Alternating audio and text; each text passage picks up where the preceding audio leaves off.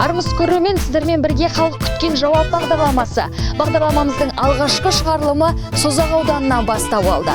Жалпы Созақ жұрты бүгін халық қалаулыларынан қандай жауап алады? Бізбен бірге болыңыздар.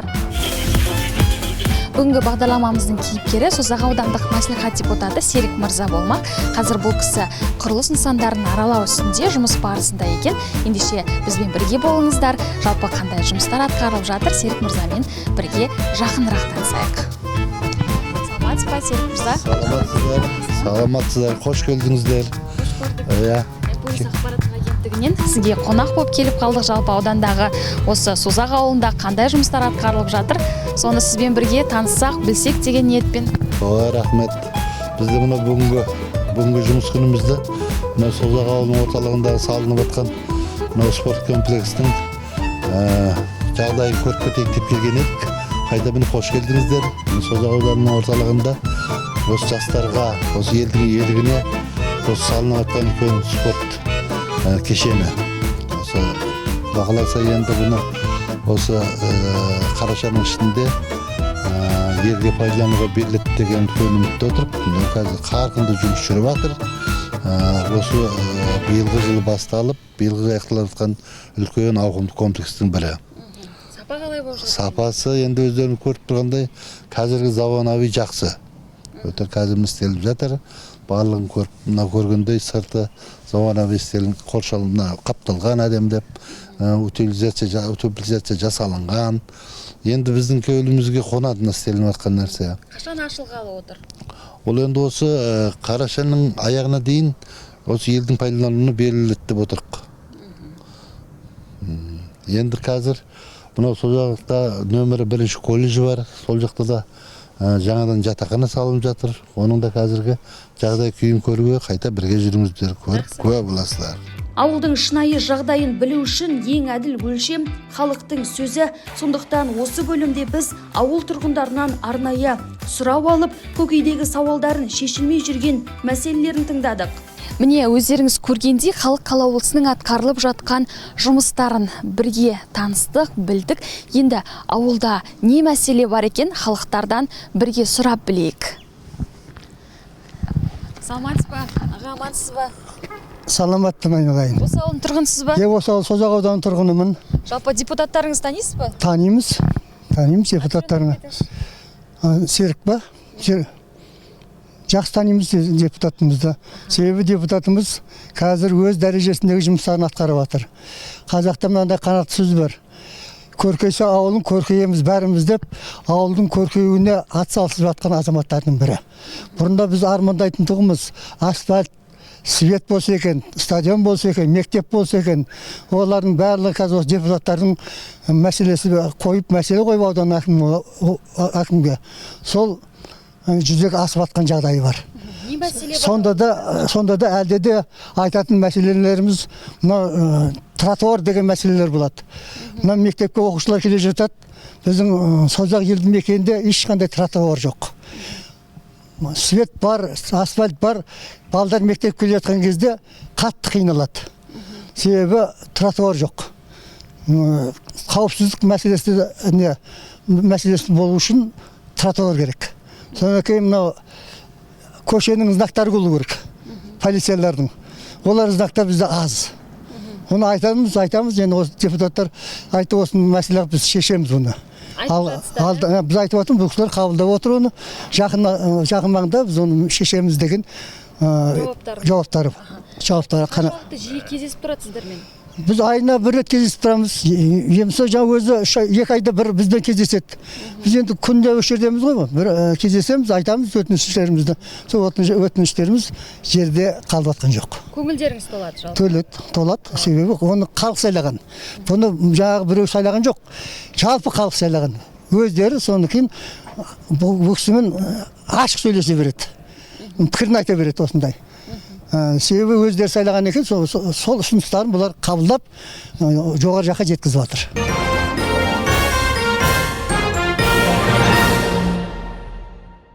Ауыл тұрғындары жаяу жүргіншілер жолдарының жоқтығын айтып, қауіпсіздік мәселесін көтерді. Сонымен қатар жастарға арналған демалыс және уақыт өткізетін орындардың ашылуын сұрады. Енді осы сұрақтарды халық қалаулысына қойып көрейік. Неліктен бұл мәселелер әлі шешілмеді? Қашан іске асады? Халықтың күткен жауабы, нақты шешімі осы бөлімде айтылады. Мен 2023 жыл сәуір айынан осы сайлау туралы заңның бағытына байланысты нөмір 9 Созақ сайлау округіне үміткер болып тіркелдім. Ол кездегі сайлауға түсудегі мақсатым осы білім саласындағы қызмет істейтін мынау техникалық жұмыскерлердің 25% үстемесін қосылуға үлес қосу. Осы бір жағынан осы білім саласында қызмет атқарып жүргеннен кейін осы Созақ елді мекеніндегі осы бірінші колледждің жатақханасы бұл осы елдегі ең үлкен әлеуметтік мәселе болып отырған. Осыны жатақхананы салдыруға бірінші үміткер болдым. Ол енді одан кейінгі үлкен мәселелер елдің әл-ауқатын көтеру, ауылдық жердегі әлеуметтік жағдайлар, елдің тұрмысының жағдайларын көтеру, жастарды жұмыспен қамту, тағы да мына медицина саласы, осылардың бәрін ауқымды мәселелерді көтердік. Оның ішінде мынау елді мекендегі тозығы жеткен көшелер, оларды жарықтандыру, осы мәселелерді басты бағытқа алған болатынбыз. Енді қазіргі мынау сол 23 жылғы сайлаушыларымыздың сенім білдіріп сайлағандардың арқасына осы Созақ аудандық мәслихатының 8 шақырылымына депутат болып сайландым. Сол елдің үлкен артқан үміті мынау қазір сол 23 жылдан бергі 2 жылдан астам уақытта осы аудан әкімшілігімен, ауыл әкімшілігімен, осы ауылдың жастарымен ақылдасып, ақсақалдарымен ақылдасып отырып, кең көлемдегі жұмыстарды алып іске асып отырдық. Сол уақыттағы осы жаңағы жатақхана мәселесі қазіргі уақытта өзінің шешімін тауып, осы 2025 жылдың сәуір айынан бастап қазір құрылыс жұмысы басталды. Олардың барлық құжаттарын, документациялары істетіліп, қазір басталып, бұл енді 26 жылға өтпелі кезеңмен бітеді. 26 жылы оқу жылына дейін қазіргі осы тендерден ұтып алып, атқарып отқан мердігер ол бітіреді деп үлкен сенімдеміз. Қазір бірінші астыңғы нөлевойымен бітіп, бірінші этаж толыққанды аяқталды. Екінші, енді осы биылғы жылға екінші этажын қалап, төбесін жауып қойса, онда үлкен атқарылған бір жұмыс болып есептеліп отыр. Ал енді мынау қазір білім саласы мен медицина саласындағы 25% бұл республикалық көлемінде Аманат партиясының бағдарламасына ендіріліп көтеріліп жатыр. Оны қазір енді білім саласындағы бірінші ханымыз кеше парламенттің депутаты, ол осы бүкіл фейсбуктарда жүр, осы жерде өте белсенді осы нәрсені көтеріп жатыр. Ол енді оның шешілуі алдағы уақытта өз шешімін табады деп ойлаймыз.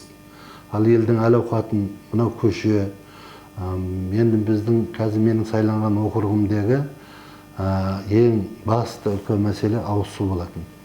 Ол енді мына үлкен бағдарлама бойынша ауыз су осы былтырғы жылдан басталған, биылғы жылға өте ауқымды деңгейде өтіп жатыр. Барлық осы Созақ ауылдық округіндегі барлық үйге таза ауыз су бағдарламасы бойынша мынау бітеді. Ол енді осы желтоқсанның ішінде аяқталып, келесі жылы оны қазір үйдің алдына шлангымен апарып қойған. Оны ендігі жылы өзі ары қарап кіргізу осы елдің өзінің тұрғындарына жүктелген. Оны енді әлде оған бір қалай дейміз, оны түсіндірме жұмыстары жүреді. Ол жөнінде аудан әкіміне, аудан әкімдігіндегі мынау ЖИХ-ның қарамағындағы басшыларына, оларда қызмет атқарған жігіттеріне сессияларда қазір ескертіліп жатыр, түсіндіру жұмыстарын жүргізу. Ал енді қазір ауданымызда 10 сақпоз болатын болса, сол 10 сақпозымызда үлкен жұмыстар жүріп жатыр. Ол енді тек қана депутаттардың емес, осы ауданда қызмет атқарып отқан азаматтардың, әкімдердің, бірінші әкіміміздің, одан кейін сол мына өзінің депутаттардың корпусымен ақылдаса отырып атқарған жұмыстарды деп есептеймін. Қазір барлық жерде 95% ауылды елді мекендер жарықтандыру аяқталды. Біздің мынау қазір Созақ елді мекеніміздің өзі қазір енді бір 98% барлық көшелерге жаңа инфрақұрылым тартылатын көшелердің өзіне жарықтандыру және тас жолдар төселіп қойылды.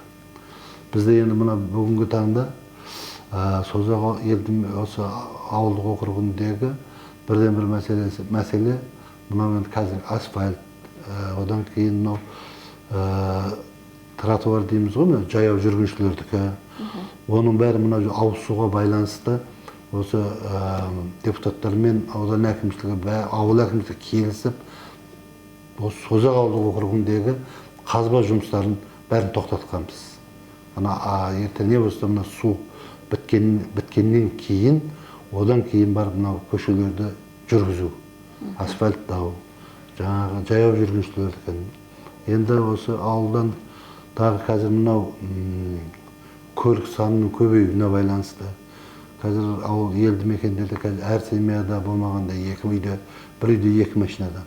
Ол дегеніміз мынау жол жүру қауіпсіздігі, әсіресе мына балдардікі.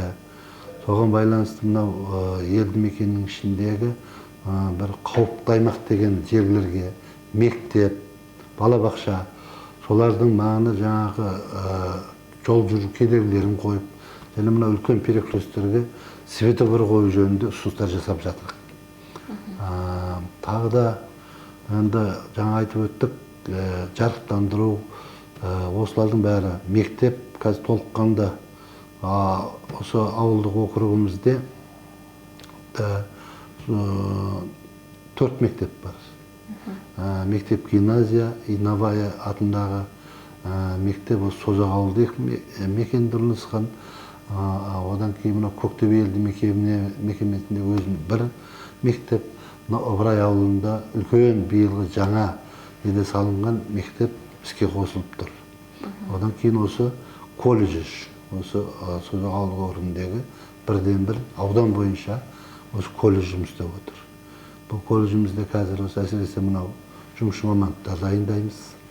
Жұмысшы мамандыққа бейімделген, осы жерден жастар білім алып, тәрбие алып, өздерінің мынау жан-жақтағы мына өзімізде управление бар, қазір Казатомпром, мынау Самұрық Қазына, сол мекемелердің атқарып жатқан производстволарға, жұмыс орындарына жұмысқа барып жатыр. Қазіргі елдегі ауылдағы жағдайымыз меніңше жаман емес, үлкен түріктер жүріп жатыр. Бұнымен тоқтатпаймыз, әлі де істей береміз. Осы ауылдың көркеюіне, осы ауылға барынша қолымыздан келгенше жақсы іс-әрекеттер осы елдің ойындағы нәрселерді орындап істеусек, онда үлкен абырой. Қазір міне әр ауылдың ішінде көшелердің бойларында мынау шағын футбол алаңдары салынған. Одан кейін мынау жаңағы салауатты өмірге байланысты жаңағы мынау дене шынықтыруға арналған, балаларға арналған бұрыштар жасалып жатыр. Енді бұл Созақ ауылында айтып отырық қой, мынау үлкен су құрылысы біткесін, бұл одан дәрі қарқындалады. Жаңа өздеріңіз көргендей, мынау үлкен футбол алаңын көрдіңіздер. Мәдениет сарайымыз бар. Ол енді осыдан 17 жылдары істеп бітірілді. Биыл оның ішіне жақсы өте жаңағы капитальный ремонт дейміз, толыққанды жүргізілді. Енді өзіңізбен жаңағы бір қатар құрылыс нысандарын араладық, ауылда көптеген жаңа дүниелер салынып жатыр екен халық игілігіне. Енді 2 жылға жоқ депутаттық қызметіңізде сайлауалды бағдарламаңызда ұсынған жұмыстардың қанша пайызын орындай алдым деп ойлайсыз? Мен қазіргі деңгейдегі өзімнің есебім бойынша мен қазір 50%-дайы орындалды деп есептеймін. Ол ұсыныстарымыз бар берген.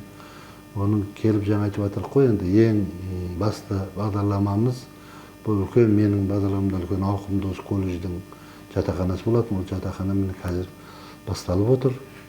Енді ол қашан аяқталып, соның ішінде жақсы дейін бәрі бітіп кіргеннен кейін, оны енді сол кезде оны қаншалықты жұмыстың процент орындалды деп айта аламыз. Қазір енді сол кезіндегі сайлауалды бағдарламамыздағы жұмыстар бойынша жұмыс істеп жатырық. Жалпы қаншалықты жиі халықпен кездесіп тұрасыз? Халыққа қаншалықты ашықсыз, ортасында қаншалықты жүресіз?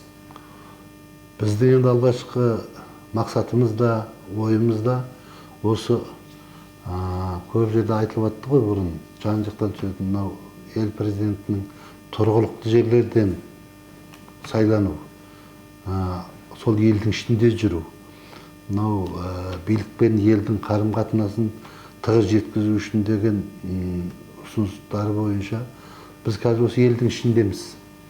Бұлайша күнделікті орталарындамыз.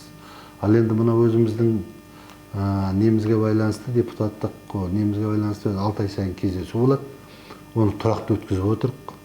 Әр округта халықтармен кездесіп, алдағы істейтін жұмыстарымызды ақылдасып, істелген жұмыстарымызды айтып, енді солармен ақылдасып, сол кісілердің деңгейінде қарап өзімізді ойлаймыз, атқарылған жұмыс осынша жүріп жатыр деп. Енді жаңа сізбен бағдарлама басында құрылыс нысандарын араладық, одан соң шамалы уақыт біз халық арасында жүріп, ауыл тұрғындарынан қандай мәселе барын сұрадық. Сол жерде жаңа өзіңіз сұхбат барысында да айтып кеттіңіз, енді тағы да қойғым келіп тұр. Мынау енді тротуар дейміз ғой, жаяу жүргіншілер жолы. Осы мәселені шешіп берсе дейді халық. Енді осы қанша уақытта шешіледі, шешімін табады, сол бойынша айтып кетсеңіз. Ол өте актуалды нәрсе. Ол енді ауылда жүргенде осы елдің ортасындамыз, өзімізді көріп отырық. Ол жаңа да айтып өттім ғой. Мынау қазір еліміздің ауылдың ішіндегі өздеріңіз көріп отырсыз, қаншалықты қазу жұмыстарының жүріп жатқандығын. Бүгін біз депутатты тек саясаткер ретінде емес, тұлға, ел жанашыры ретінде таныстырамыз. Осы бөлімде Серік мырзаның ұстазымен сұхбаттастық. Әлімхан Шайханов мектепте 42 жыл ұстаздық етіп, талай шәкірттің өміріне бағыт-бағдар берген жан. Осындай ұстаздан тәлім алған біздің бүгінгі кейіпкерімізді жаңа қырынан таныдық. Жалпы Созақ елді мекені бүкіл Қазақстан біледі десем артық айтқан болмасын.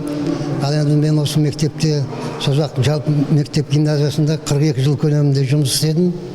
Жалпы дене тәрбиесі бойынша оқушылардың ең бір жақсы сүйіп көретін сабағы өзі дене тәрбиесі ғой. Ал енді аудан көлемінде, облыс көлемінде оқушыларымыз жақсы өнер көрсетіп жүрді.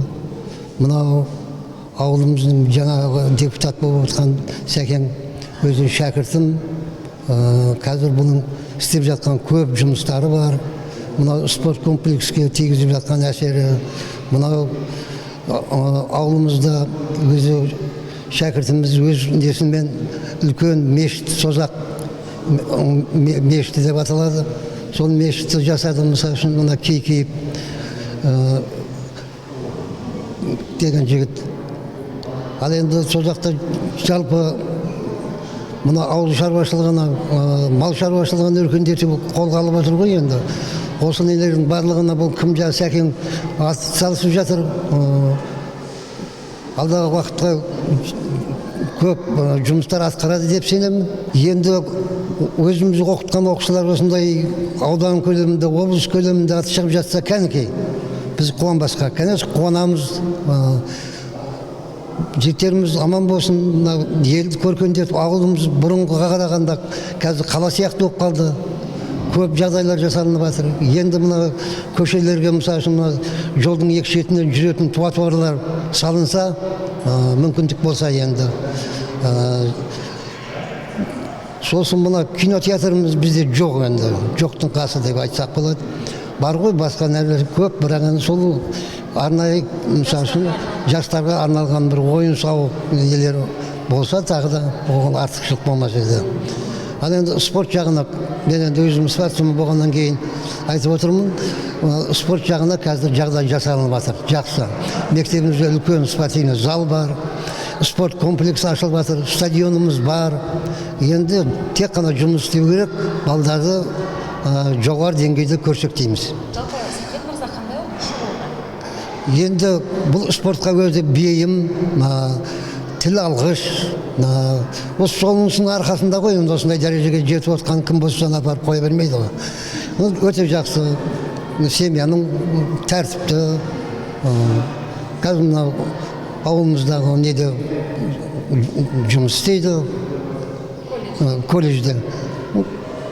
Көрген сайын амандасып, сыйласып тұрамыз. Рахметтен басқа айтарымыз жоқ, тек қана оған ақ жол тілеймін. Досы Қайрат Бұзауовты да сөзге тарттық. Ол депутат туралы айтар болсам, бір күн жетпейді деді. Олар қазір номері 1-ші колледжде әріптестер, досы достарына сыйлы, ұйымдастырушылық қабілеті жоғары екендігін атап өтті. Бүгінгі бағытта түсірілім жасалып жатыр. Онымен біз мақтанамыз. Бала кезден бірге өстік, бірінші сыныпқа бірге бардық. Және осы уақытқа дейін әлі бір мекемеде әріптес бірге жұмыс істеп келе жатырмыз. Енді отбасылық жағдайымызбен де әлі біргеміз. Енді бұл кісілер Секең енді үлгілі отбасында өсіп жетілді, мектепте де өзінің зеректігін көрсете білді. Соның негізі мықты болғандықтан кейін, білімден кейін, жоғары болғандықтан кейін әлі осы уақытқа дейін өз деңгейімен жұмыс жасап келе жатыр. Ол енді тек өзінің отбасына емес, әулетіне емес, қазір елге қызмет жасап жатыр. Осы Созақ ауылында, Созақ өңірінде отқан түрлі игі істердің әрқайсысы басында жүреді. Және де бұның іскерлігі өзінің алдындағы еңбек бастауындағы ұстазына да байланысты. Бұл оқу бітіріп келгеннен кейін, ол кезде кеңес үкіметінің кезі совхозда кіші есепші жұмыс істеген өз мамандығы бойынша. Сонда ол кісінің үлкен ұстазы болды. Қойшыбай дейтін көкеміз. Соның қарамағында жұмысы ол кісінің көп үлгі алып, соның нәтижесі болу керек. Әлі уақытқа дейін сол өзінің кәсібін жоғары деңгейде жасап келе жатыр. Алдағы уақытта жасай береді. Ал енді ол өзінің кәсібімен ғана шектеліп қалып жатқан жоқ. Қазір мекемемізде елмен араласып, елге қызмет жасап жатқан жайы бар. Сондықтан біз әсіресе мына жылан жылы туылған 1965 жылған түлектер, біз осы өзіміздің арамызда шыққан Секеңдей азаматты мақтанамыз, мақтан тұтамыз. Жүрген жерімізді айтып жүреміз. Мінекей біздің арамыздан шыққан халық қалаулысы дегендей. Сондықтан Секеңе алдағы уақыттардағы отбасына ынтымақ, береке, қуаныш, жақсылықтар тілейміз. Өзіне мықты денсаулық тілейміз. Елге осы қызметін жасай берсін. Жасайды деп әрине мына біз 65-тер сенеміз, сенім білдіреміз. Біз енді бұл мектепке жиі байланыстамыз. Өйткені біз осы кеше ғана, осы биылғы жылдың 13-ші маусым күні бүкіл 65-ші жылы туылғандар кездесулеріміз азайып қалғаннан кейін, жаңағы жылы тура келмегесін біздер 60-та деген тақырып алып үлкен кездесу өткіздік. Сол кезде де бүкіл осы Қазақстанда әр түкпірінде жүрген құрбыларымыз, достарымыз, класстастарымыз барып келіп, осы мектептің ішінде қандай аралап көріп, қызықтап, осы мектептің ішін баяғы жас шақ теске бір марқайып қалған жағдайымыз болды. Енді ол дастархандағы, ар жақтағы салтанат сарайдағы ол бір бөлек. Одан ең әсерлісі осы мектепте болды. Содан біз Серік мырзаны өз оқыған мектепте партаға отырғызып сұхбат алдық. Бала кезінде Серік медицина қызметкері болуды армандаған. Алайда сол жылдары бұл салада оқу қиын болған екен. Содан ол ауыл шаруашылығы саласын меңгеріп, сол салада тәжірибе жинаған. 2000 жылдан бері ауданға қарасты білім ошағында бухгалтер маманы болып қызмет атқарып келеді. Соңғы 2 жылда халық оны депутат ретінде сайлап, халық игілігі үшін жұмыс жасап келеді. Сұхбат барысында оның қобалжып отырғандығын байқауға болады. Қаншама естеліктер есіне түсіп, әр сұраққа терең тебіреніспен жауап берді. Мен осы Владимир Ильич Ленин атындағы Созақ орта мектебінде білім алдым. 1982 жылы бітірдік. Осы мектеп қабырғасында жүргенімізде 9 сыныптан кейін бағдарлама болатын, мамандық таңдау. Сол кезде осы мектептегі бүкіл қатарлас жастарымыздың бәрі осы мамандық таңдауға құлшына кірісетінбіз. Сонда әркім біреулер мұғалім болсам дейді, біреулер агроном, біреулер шофер болғым келеді дейді. Мен енді көбінесе өзім ойлайтынмын, осы медицина саласына барсам деген арманым болатын. Бірақ енді оған кейінгі осы заманның талабына сай сол ойымды бітірер кезде мынау ауыл шаруашылығына бұрдым. Ол кезде осы саққоз болатын, барлық жұмыстың бәрі саққозда істелінетін. Бізде ауыл шаруашылығы болғаннан кейін сонда мынау ветеринарлық Алматыда завет дейміз ғой, сол институтқа түскім келді. Бірақ сол арманымды жетелеп барып, сол заветтің қосымша несі колледжге түстім. Сол колледждің ішінде оқып жүріп, сол қаржы жағына ауыстым. Қазір міне сол алған мамандығымыз бойынша көп жыл, 35 жылдан астам уақыт сол салада еңбек етіп келе жатырмыз. Бұл енді үлкен білім ошағы, бұдан осы Созақ елді мекеніндегі қазір әкімшілік дейміз ғой, қаншама жастар түлеп ұшып, әрқайсысы қазір әр салада жұмыс істеп жатыр. Бізде енді жылына бұл жерден где-то біздің уақытымызда бір жылда 130 бала бітірдік. Бір 82 жылғы түлектер. Сондай әр жылғы түлектерден енді ең төмені 80. Одан алды сол 130-140-қа дейін бітірді.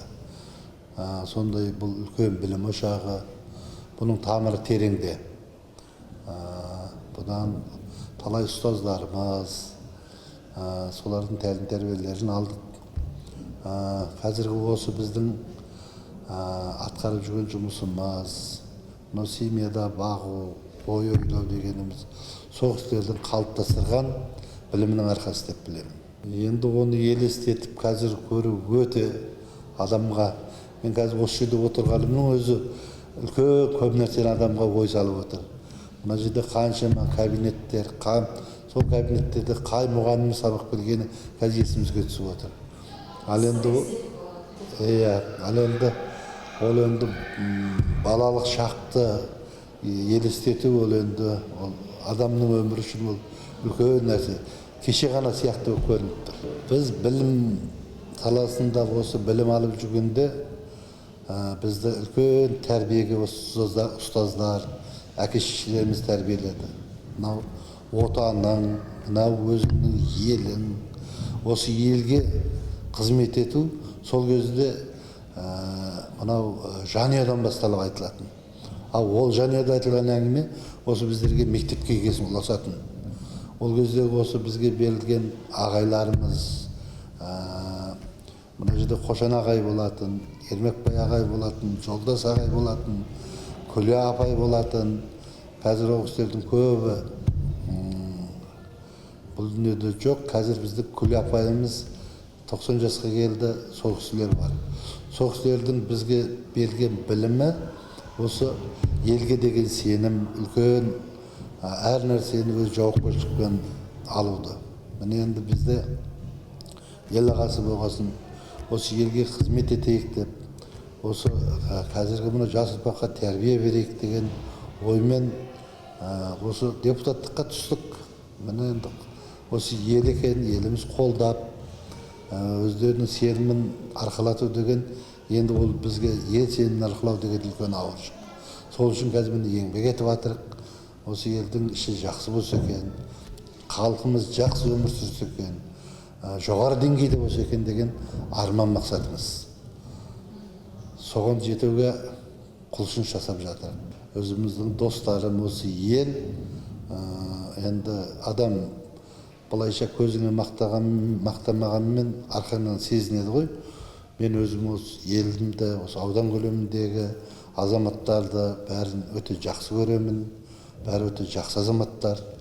Сол өзім жақсы көретін осы ел, сол өзімнің ойым қалай болса, сол ел солай жақсы көреді деп есептеймін.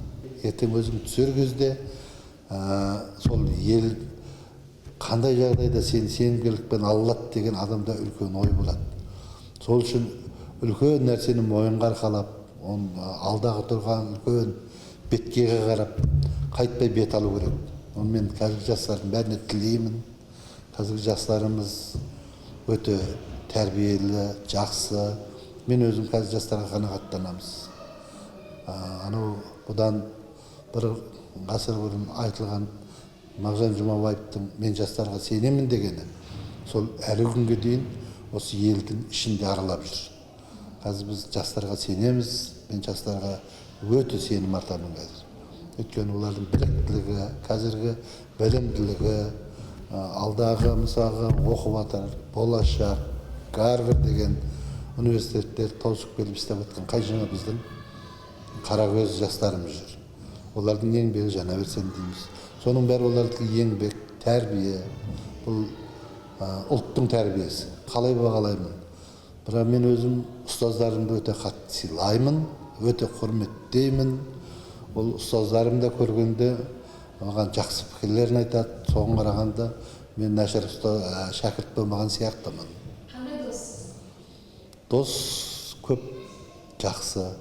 Өзің адал болсаң, өзің жақсы болсаң, ол дос тура сондай жақсы болады. Әр адамның өз жолы, өз тарихы бар. Серік мырза да осы жолдан өтті. Біз сол тарихты көрсетуге тырыстық. Хабар барысында бала Серікті де, қазіргі Серік мырзаны да көрсеттік. Халыққа әлі де берері мол, алдағы уақытта оның еңбегі әрі қарайда жемісті болмақ деп сенеміз.